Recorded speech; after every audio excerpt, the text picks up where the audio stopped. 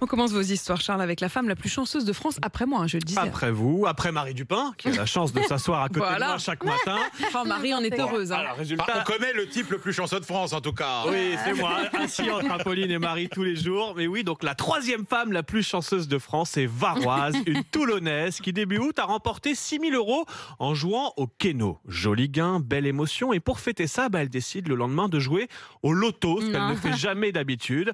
Et bien, comme pour le Keno, elle joue ses numéros fétiches. Et c'est à nouveau le jackpot. 6 millions d'euros au loto cette fois.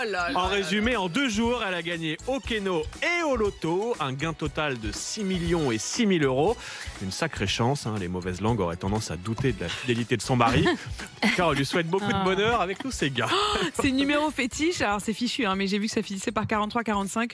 Je vais tenter de les reprendre. Ce que j'aime beaucoup, c'est le saut entre les 6 000 € et les 6 millions le lendemain. Mais il y a un truc avec le 6 quand même. Mais elle n'a pas la chance d'être assise à côté de Charles tous les matins. Ça n'a pas de prix, ça n'a pas de prix. Ça n'a pas de prix. Tout avoir, Marie Dupin. L'étude du jour, Charles, de combien d'heures de temps libre a-t-on besoin pour être heureux? Ça va avec les... Je pense que quand vous avez gagné 6 millions et 6 000 €, vous avez plus de temps libre. Ah oui, mais il faut s'occuper. Des chercheurs américains ont compilé plusieurs études sur le temps de travail, le temps de loisir, la notion de bien-être, avec une question de combien de temps vraiment libre, sans travail, sans tâches ménagères, a-t-on besoin chaque jour pour être heureux?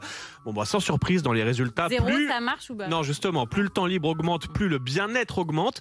Mais comme pour toute bonne chose, il y a une limite. Pour être heureux, nous aurions besoin... Après, c'est l'ennui. Exactement, d'entre 2 et 5 heures de temps libre par jour. Au-delà de 5 heures, la courbe du bien-être redescend. Et oui, l'ennui vous guette.